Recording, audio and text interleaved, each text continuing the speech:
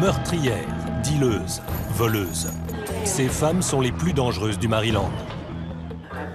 Je me suis fait tirer dessus. C'est ce qu'on appelle le jeu. Ici, les multirécidivistes côtoient les jeunes condamnés. Je n'aurais jamais cru ça. On est toutes mélangées. Pour beaucoup, rage et violence sont un mode de vie. On se défend soi-même. C'est ça ou rien. Mêle-toi de tes oignons! On s'est engueulé et elle m'a étranglée. Bienvenue dans le monde des délinquantes du Maryland. Casse-toi!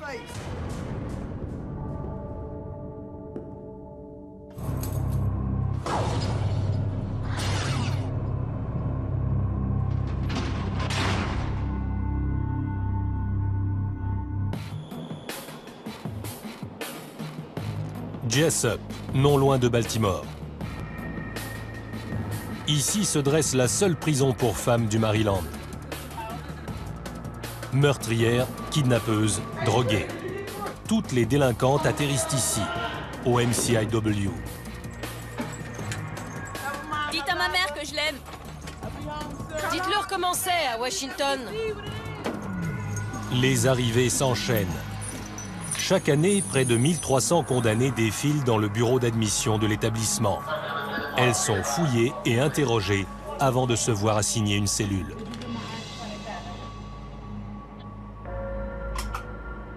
Bon nombre sortent tout droit des rues de Baltimore, l'une des villes les plus violentes des États-Unis, située à 25 km au nord de la prison.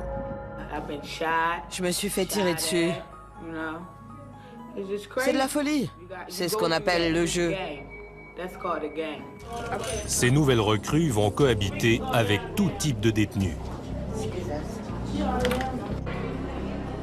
Des plus inoffensives aux plus dangereuses, les 900 occupantes du centre pénitentiaire partagent le même espace.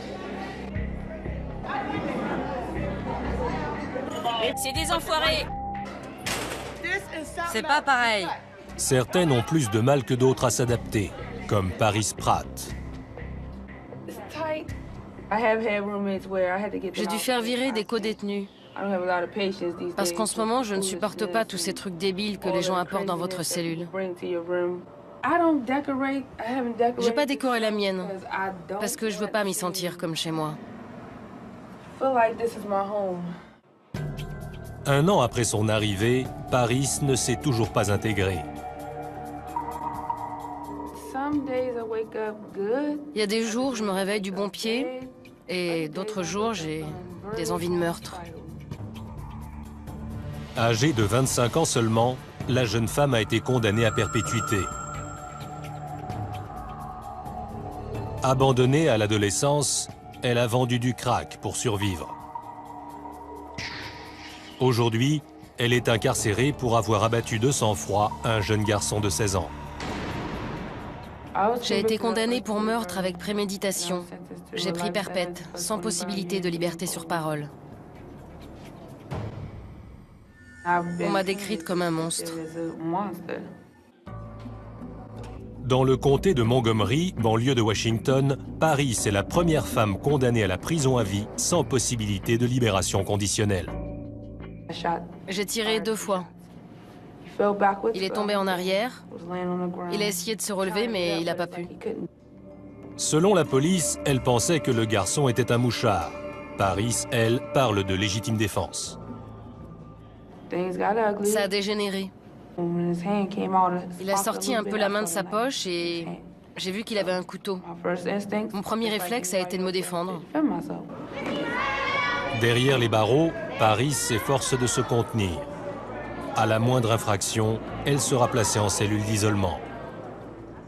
Si on me touche, j'irai au mitard, parce que je vais pas me laisser faire.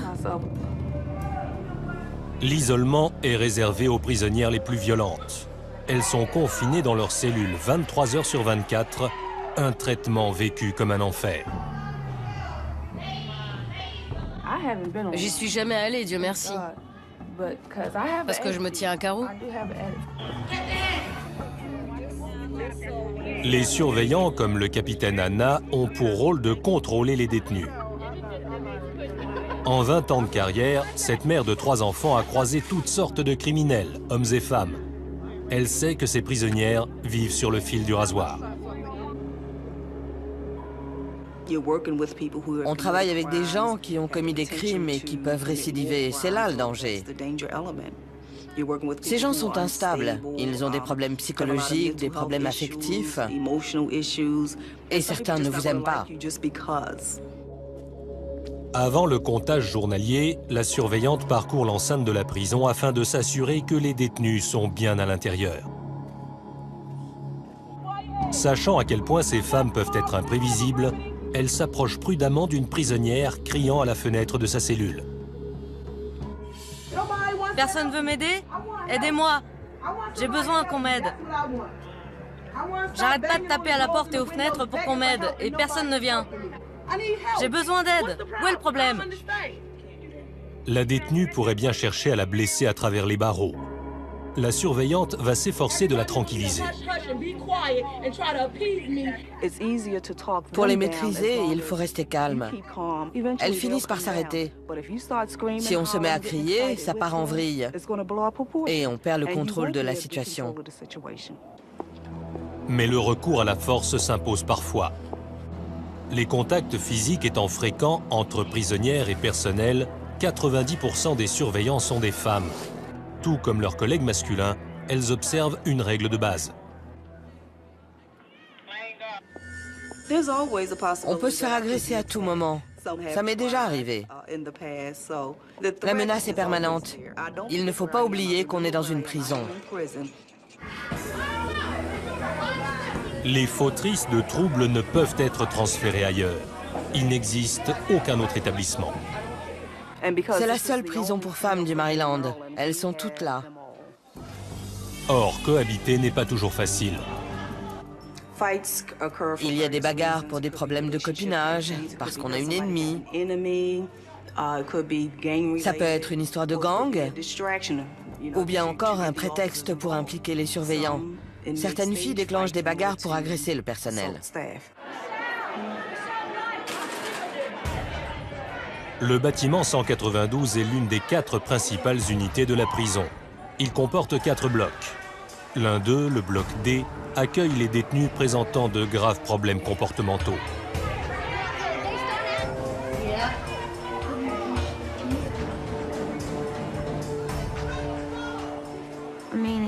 C'est la jungle.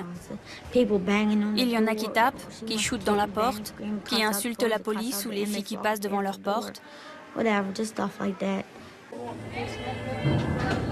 Dotée d'un caractère asocial, Christy Seal est seule dans une cellule d'1,50 m sur 2,50 m. Je pique des colères horribles, ce qui fait que je ne peux pas avoir de co-détenus.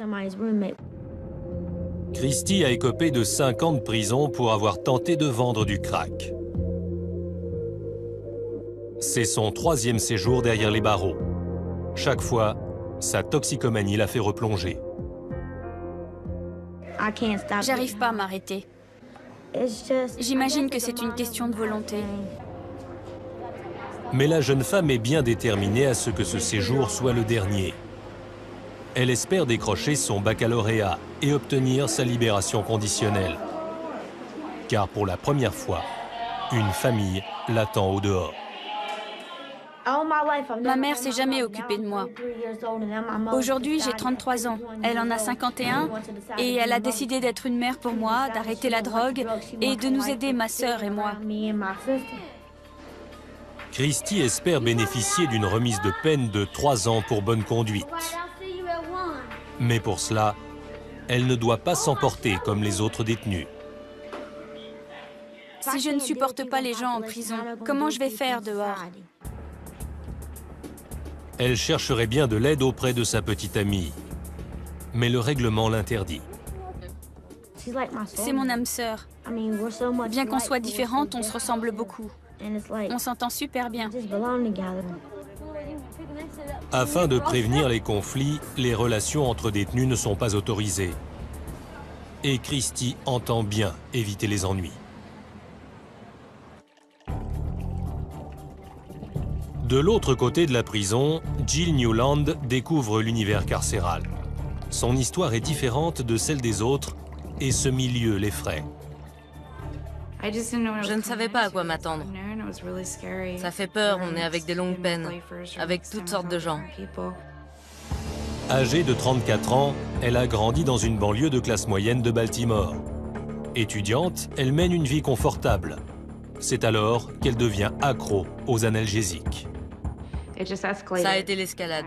Je n'avais plus de médicaments, donc je me suis tournée vers d'autres choses. J'ai commencé à expérimenter l'héroïne, la cocaïne.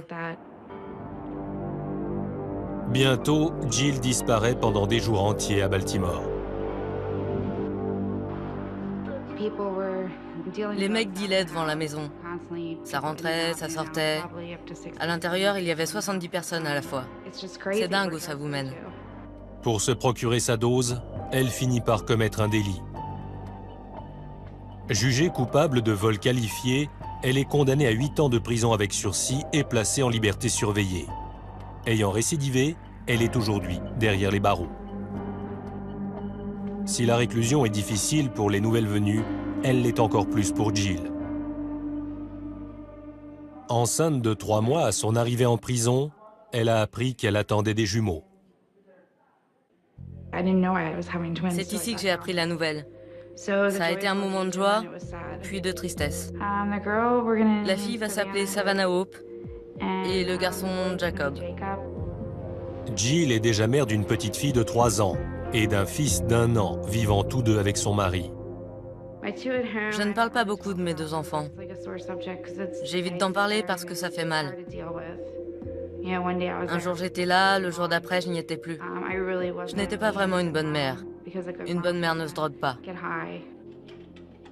Ici, les femmes enceintes sont traitées comme des détenues ordinaires. Je pensais qu'il y aurait un espace pour les femmes enceintes, que ce serait différent, qu'on ne serait pas mélangé aux autres. Il faut faire gaffe. La grossesse de Jill est considérée comme étant à haut risque. Les jumeaux sont souvent prématurés et son passé de toxicomane pourrait compromettre leur santé. À l'approche de l'accouchement, Jill est confinée à l'infirmerie, une petite aile séparée des unités principales. Des caméras de surveillance la filment en permanence afin de détecter la moindre anomalie. Je m'inquiète pour leur santé. A priori, ils vont bien, mais avant qu'ils naissent, on ne peut pas savoir. C'est stressant. Plus ça approche, plus c'est dur. Je ne peux rien faire à part attendre. Il faut vivre au jour le jour en espérant que ça aille. Mais l'épreuve sera plus dure encore que Jill ne l'imagine.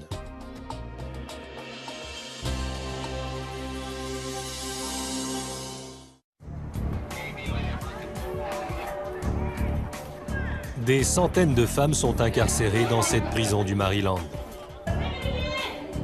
Certaines ne restent que quelques mois, d'autres sont enfermées à vie. Le nombre de femmes incarcérées augmente près de 2 fois plus vite que le nombre d'hommes. Vendredi, 10 h du matin, le capitaine Anna a rassemblé un petit groupe de détenus afin de les mettre en garde contre les mauvaises fréquentations. Vous êtes instable sur le plan émotionnel. Vous créez des liens avec des femmes également instables et ça ne peut pas fonctionner. Essayez de ne pas vous laisser entraîner dans un mauvais coup. Pour mieux faire passer le message, la surveillante évoque son propre passé. Abus sexuels, physiques, émotionnels, j'ai connu tout ça. Mais vous pouvez changer. J'aurais pu être à votre place. J'ai subi des sévices. J'ai failli faire à mon ex-mari des choses qui m'auraient valu un séjour ici. Pour avoir une chance de se réinsérer, ces femmes doivent changer. Combien d'entre vous ont peur de découvrir qui elles sont réellement? Le plus important, c'est de changer. C'est un processus constant. Ça commence ici et dehors, ça s'accentue. Pour l'instant, j'ai pas de projet. On me dit que je cours à l'échec. C'est ce qui me fait le plus peur. Quand je vais sortir, qu'est-ce qui va se passer? Pour les préparer à vivre dehors, la prison offre aux détenus une cure de désintoxication, des cours de lycée et d'enseignement supérieur, ainsi qu'une formation professionnelle. Toute personne ayant commis un crime doit être punie. Mais on fait de notre mieux pour préparer leur réinsertion dans la société et éviter qu'elles ne refassent les erreurs qui leur ont valu d'être envoyées ici. Les programmes semblent porter leurs fruits. Parmi les participantes, le taux de récidive est quasiment divisé par 2.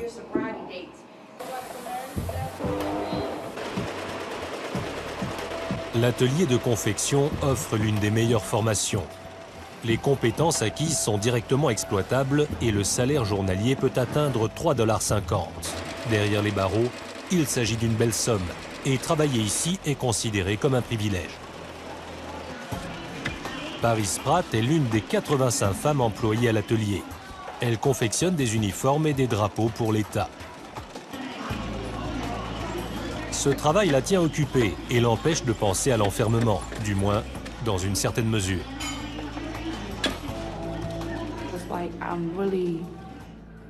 Je sens que je suis en train de changer. Tu te réveilles, t'as les mêmes personnes autour de toi, tu bosses pour 3 fois rien, tu bouffes les mêmes trucs dégueulasses, t'attends plus rien.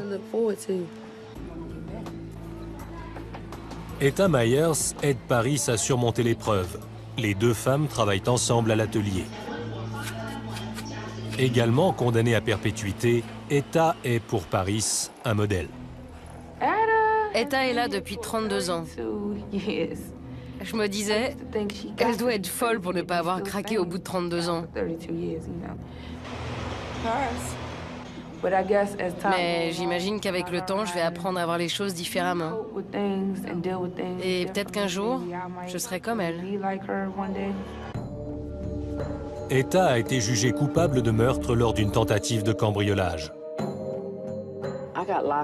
J'ai été écrouée en 1977 pour meurtre prémédité avec arme à feu. Avant d'aller en prison, j'étais mariée et toxico. Tout comme Paris, Etta a été incarcérée à l'âge de 20 ans, une épreuve qu'elle pensait ne jamais pouvoir surmonter. Je ne pouvais faire confiance à personne.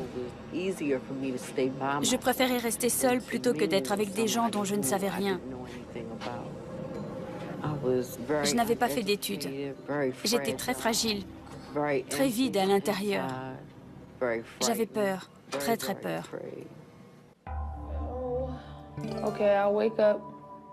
Je me réveille en colère. Je me couche en colère.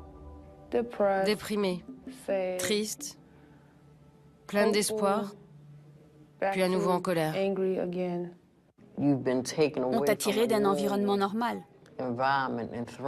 Désignée comme mentor, Etta aide Paris à s'adapter.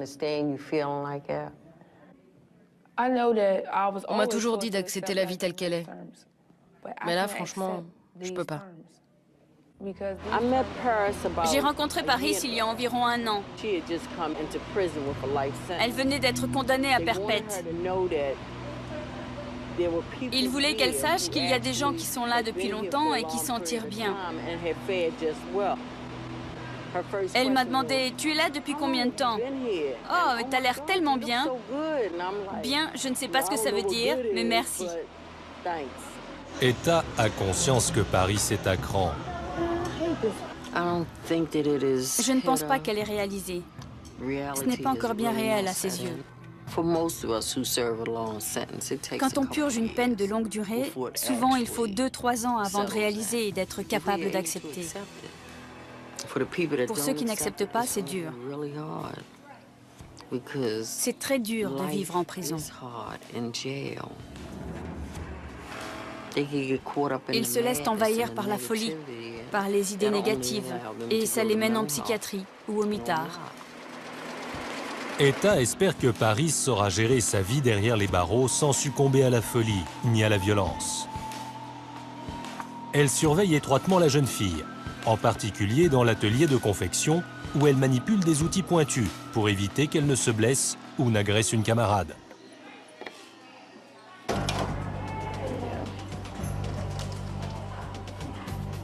Tout le matériel est soigneusement répertorié. On fait un inventaire de tous les outils. S'il y en a un qui manque, on ferme toutes les portes jusqu'à ce qu'on l'ait retrouvé. Au début et à la fin de chaque service, les détenus sont consciencieusement fouillés. On est fouillé chaque fois qu'on entre et qu'on sort. Entre les mains d'une prisonnière enragée, des ciseaux, un tournevis ou une simple aiguille peuvent constituer une arme redoutable. 11h30. Pause déjeuner. Les détenus se massent dans le réfectoire. Dans de tels moments, la situation peut dégénérer en quelques secondes. Le sergent Agnew, l'un des 18 gardiens hommes de la prison, surveille attentivement la file. Son rôle, empêcher les bagarres d'éclater à l'heure des repas. L'inspection quotidienne des mains est une étape essentielle dans la prévention des épidémies. Près de 5% des détenus sont séropositives, un taux 20 fois supérieur à la moyenne. Aucune plaie ne doit être visible. On vérifie leurs mains, parce que quand elles touchent la nourriture, si quelqu'un dans la file d'attente voit des plaies, c'est le drame. Ça peut déclencher une émeute. Les surveillants restent en alerte. Une simple dispute peut facilement se transformer en une violente altercation. C'est comme une boule de neige qui grossit. S'il y a un problème dans la file, elles ont leurs copines et leurs petites histoires. Tu m'agresses, tu agresses ma copine et hop, tout le monde s'en mêle. Afin d'obtenir sa libération conditionnelle, Christy fait son possible pour ne pas s'attirer d'ennui. Aujourd'hui, au réfectoire, elle va pourtant sortir de ses gonds. Mêle-toi de tes oignons, tu piges? Une dispute éclate entre Christy et son amie. Et soudain, celle-ci la saisit à la gorge. Fous-moi la paix! Les surveillants séparent rapidement les deux femmes, aussitôt mises à l'isolement.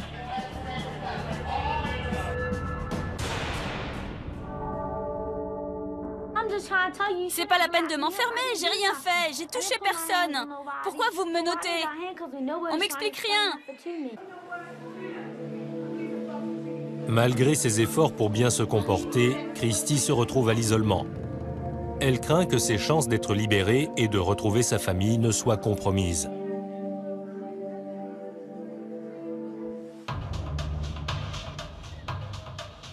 Jeudi matin. Derrière ces barbelés cohabitent bon an mal an 900 femmes parmi les plus dangereuses du Maryland.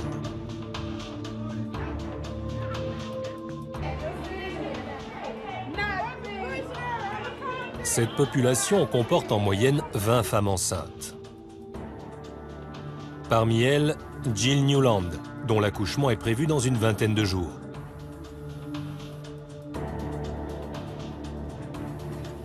Chaque semaine, la jeune femme subit un examen de routine. On vérifie son poids, sa tension, le rythme cardiaque des bébés et la taille de l'utérus. Mais aujourd'hui, la nouvelle tombe. Comme dans bien des grossesses gémellaires, les bébés sont prêts à sortir plusieurs semaines à l'avance. Jill doit être immédiatement transférée à l'hôpital local. Quand j'ai su que c'était bientôt la fin, ça a été un gros stress. Tu réalises ce qui t'arrive et ça fait peur. Malgré les circonstances, la sécurité ne peut être compromise. 2 surveillants encadrent Jill, qui doit, à chaque poste de contrôle, attendre les autorisations. Enceinte ou non, elle est toujours considérée comme une dangereuse criminelle. Je suis gênée et je m'en veux de m'être mise dans cette situation. Je suis enceinte et j'ai des menottes. Ça paraît irréel. J'ai l'impression d'assister à la scène et de me dire « Qu'est-ce qui se passe? C'est réel ?» L'hôpital n'est qu'à 25 km de distance. Un trajet bien assez long pour Jill, qui, perturbée par ce départ soudain, s'inquiète pour ses futurs bébés. Dans l'enceinte de la prison, le terrain est inhabituellement calme. Une prisonnière sort d'isolement et le capitaine Anna a fait évacuer le secteur. Toutes les activités extérieures sont suspendues le temps du transfert. Une surveillante ne lâche pas la détenue d'une semelle. Sa mission, la protéger des attaques éventuelles. Il ne doit y avoir aucune détenue sur le terrain. On a la charge de protéger la prisonnière parce qu'elle est menottée. En cas de problème, elle ne peut pas se défendre. Si elle s'est battue et que la personne a des amis dans la population générale, elle peut avoir une ennemie. Le service de sécurité doit également prévenir le risque d'agression du personnel. Face à des criminels, les surveillants ne doivent à aucun moment baisser la garde.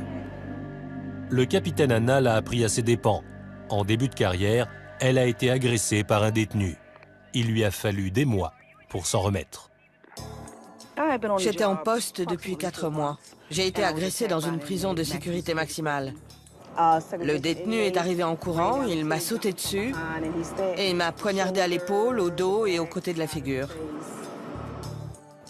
Il m'a frappé 5 fois. Au début, je n'ai pas réalisé, j'ai cru que c'était des coups de poing.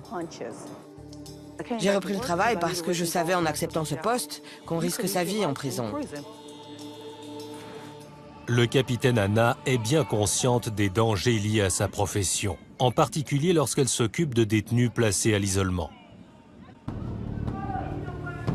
Les 48 cellules du quartier disciplinaire sont réservées aux prisonnières ayant enfreint le règlement. Les détenus y sont confinés quasiment en permanence dans leurs cellules. Elles n'ont droit qu'à 2 douches par semaine. C'est un lieu sombre, bruyant et effrayant. Pour le personnel, c'est la mesure disciplinaire ultime.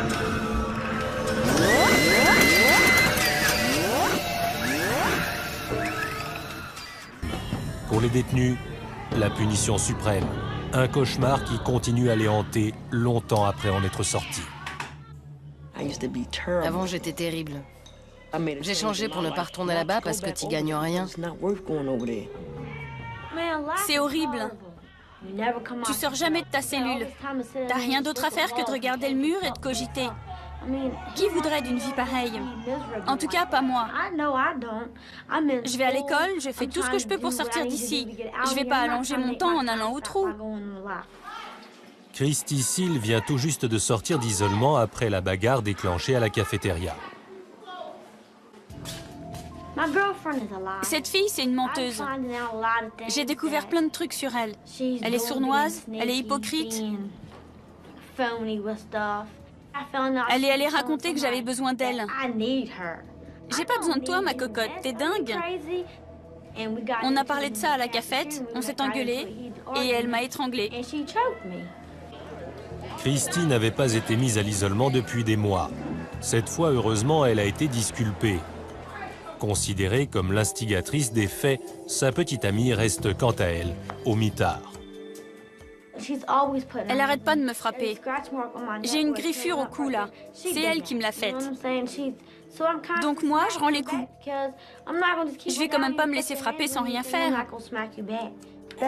Informé des faits, le capitaine Anna convoque Christy dès sa sortie du quartier d'isolement. Que vas-tu faire maintenant? Essayez de l'éviter. Je dis bien essayer. Ces relations ne sont pas autorisées, mais on sait qu'elles existent. Et elles ne fonctionnent pas. Il y a des disputes. Les filles se comportent de certaines manières avec les autres, juste pour rendre leurs copines jalouses. Et ça crée des tas de problèmes. Je me suis mise en colère parce que j'ai tout fait. Ils étaient tous ligués contre moi. Il faut que tu apprennes à maîtriser tes accès de colère. Tu vas faire quoi une fois dehors? Pense-y, sinon tu vas revenir ici. Tu en es où de ta formation? Tu as obtenu ton diplôme? J'y arrive pas. Pourquoi? Je suis pas assez intelligente. Bien sûr que si. J'étais vieille quand j'ai passé mon bac, mais je l'ai eu. Sortir de prison et ne pas récidiver. Telles doivent être les 2 priorités de Christy. Tu vas y arriver. Je veux que tu te concentres sur toi-même, que tu guérisses émotionnellement. Parce que le jour où tu vas sortir, je ne veux pas te voir revenir. Moi non plus. J'en ai marre de te voir là. Et moi, j'en ai marre d'être là. Vraiment marre. Christy est résolue à rester en dehors des conflits. De son côté, la jeune Paris Pratt se retrouve à l'isolement pour la toute première fois.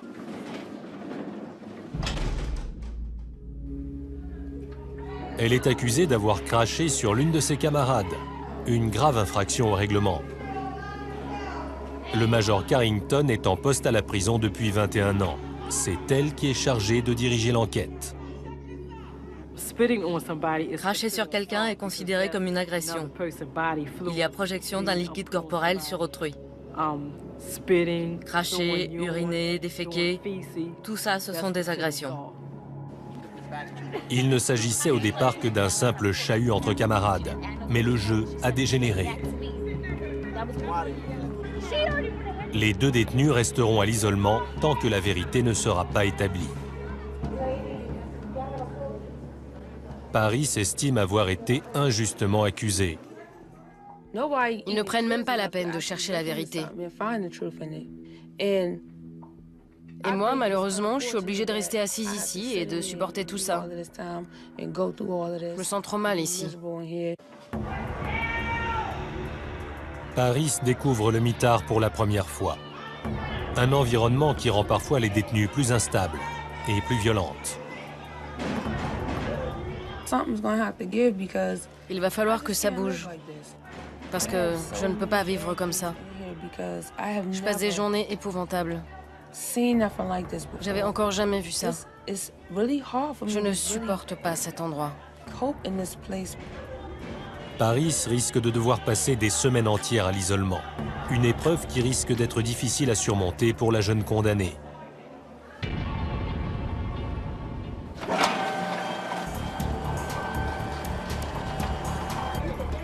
« 15 heures. Une nouvelle équipe prend le relais.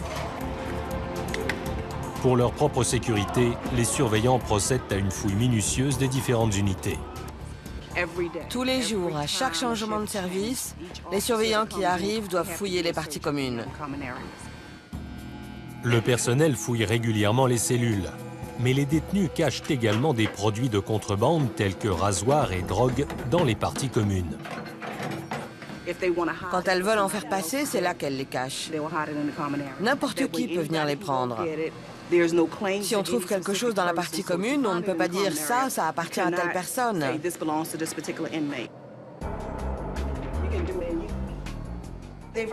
Elles ont beaucoup d'imagination.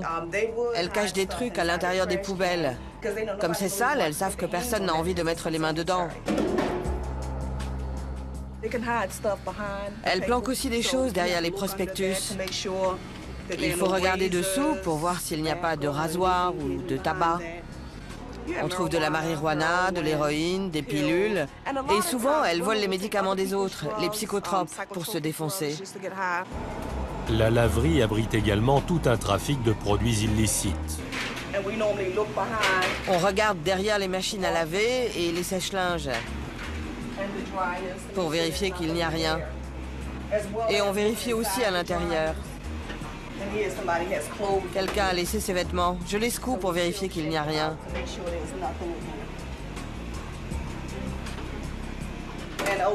Et là-bas, où elles plient leurs vêtements, on regarde dessous pour vérifier qu'il n'y a rien de caché. La surveillante inspecte les moindres recoins susceptibles de servir de cachette. Si elles savent qu'on fouille constamment, elles seront moins tentées de cacher des choses dans les parties communes. Toute prisonnière prise en possession de substances dangereuses est placée en isolement. Paris Pratt est libérée après un séjour d'une semaine.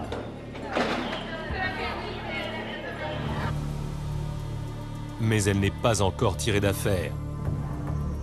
Car si la commission de discipline a décidé l'abandon des poursuites pour agression, Paris doit encore être jugée pour le violent tapage commis le même soir. Elle encourt une prolongation de son séjour à l'isolement.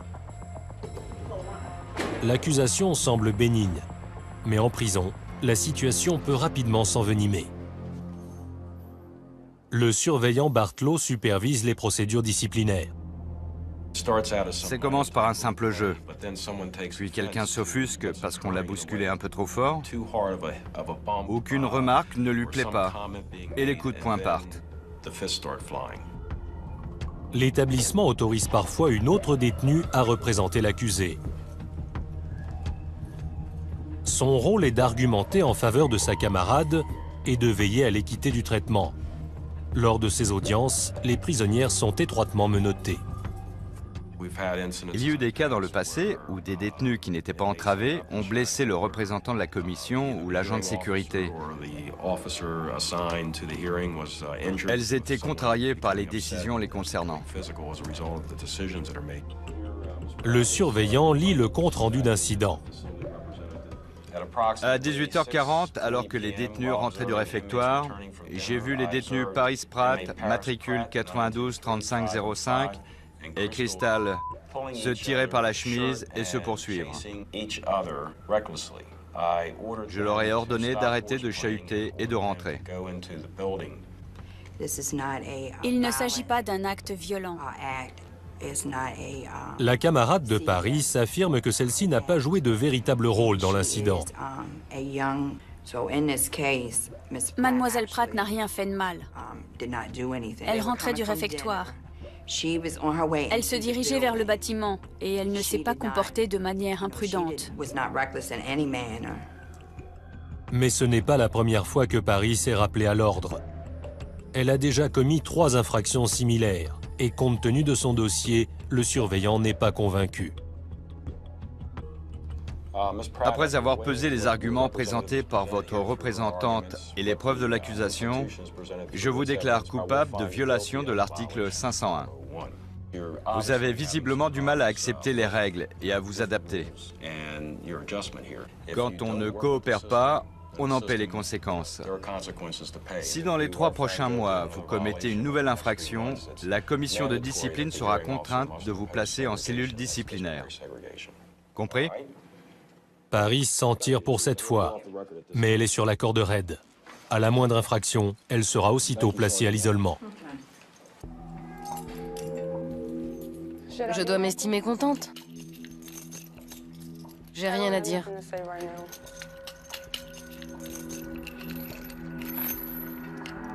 La perspective d'un retour au mitard la met hors d'elle. Je ne peux pas vivre là-bas. Je ne peux pas être positive. C'est comme une grande cage. C'est traumatisant. Je suis devenue dingue. Je savais pas quoi faire.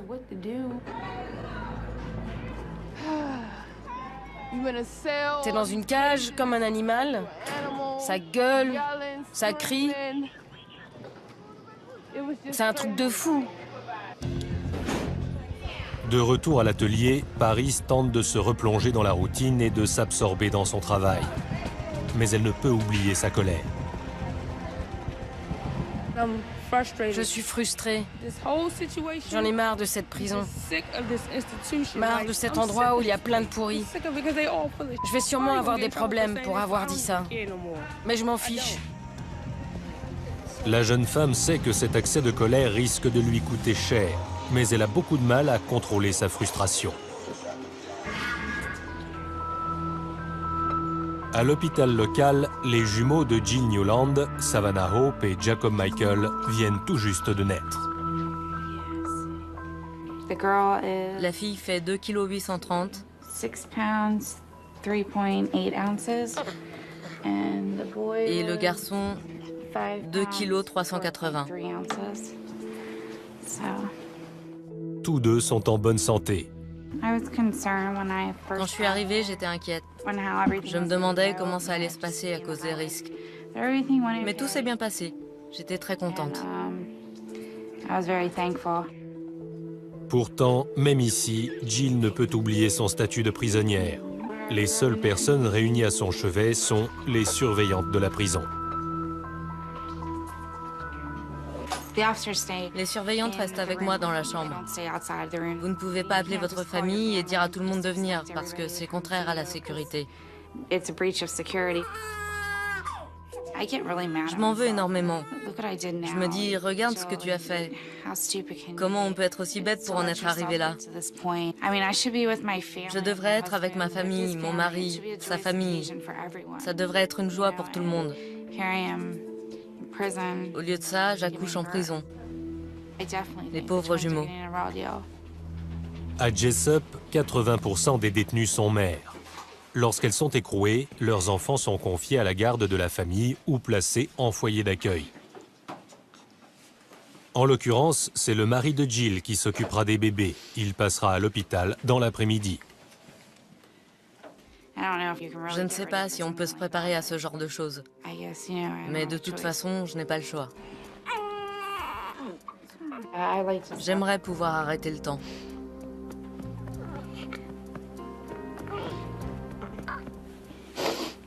Désolée. C'est dur. Je pensais pas que ce serait aussi dur. Dans quelques heures, Jill devra abandonner ses jumeaux et retourner dans une cellule d'1,50 m par 2,50 m pour encore 7 ans.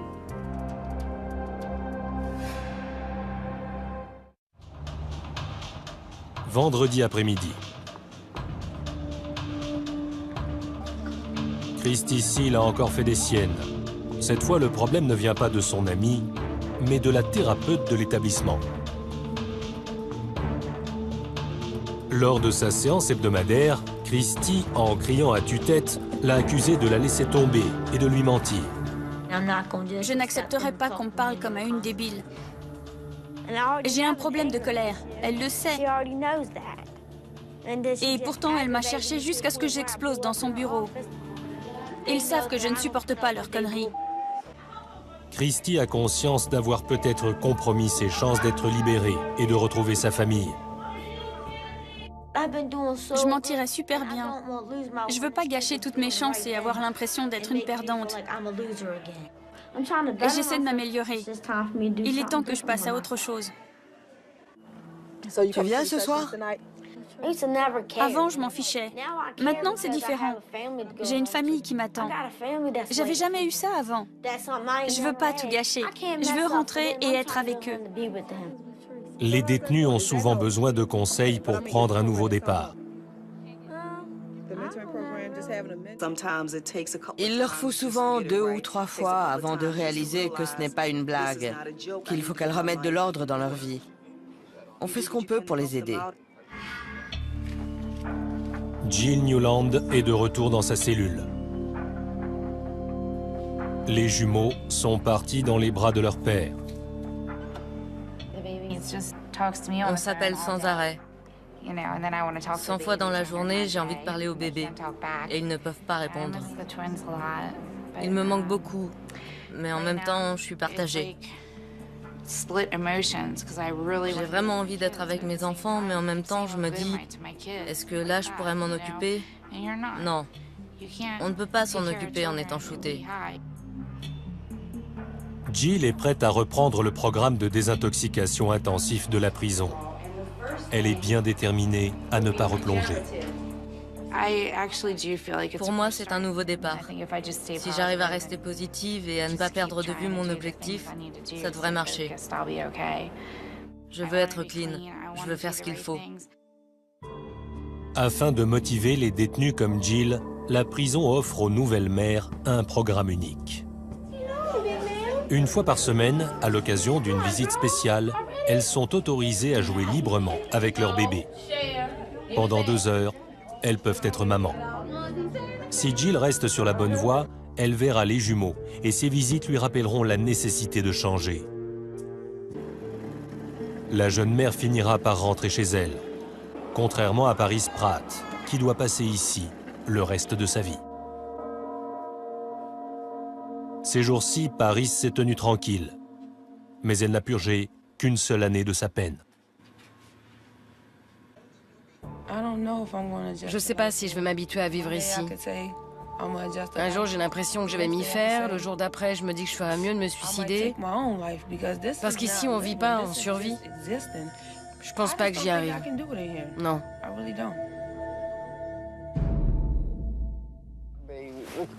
Pour ne pas sombrer, Paris continue de voir régulièrement son aîné, Etta Myers. C'est une expérience effrayante. Je pense qu'elle va s'en sortir, mais ça ne sera pas sans heurts. Il va lui falloir du temps pour réaliser qu'elle est là pour un bon bout de temps.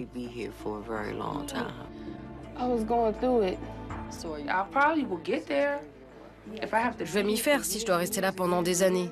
On n'a pas le choix. Il faut qu'on accepte, mais pour l'instant, c'est pas ça. Paris pourra-t-elle s'adapter? Seul l'avenir nous le dira. Toutes celles qui viennent ici ont un problème. Si elles ont commis un délit, il y a une raison. On essaie de les aider à régler ce problème et à trouver le moyen de changer. Les surveillantes, comme le capitaine Anna, tentent d'aider les détenus à trouver leur voie. Il ne faut jamais baisser les bras. Pour moi, ma mission, c'est d'aider ces femmes simplement en m'occupant d'elles et en me montrant humaine. Jour après jour, les criminels du Maryland continuent de remplir les cellules de la prison. Quel que soit leur délit, le personnel offre à ces femmes perturbées l'opportunité de changer. Libre à elles de la saisir, ou non.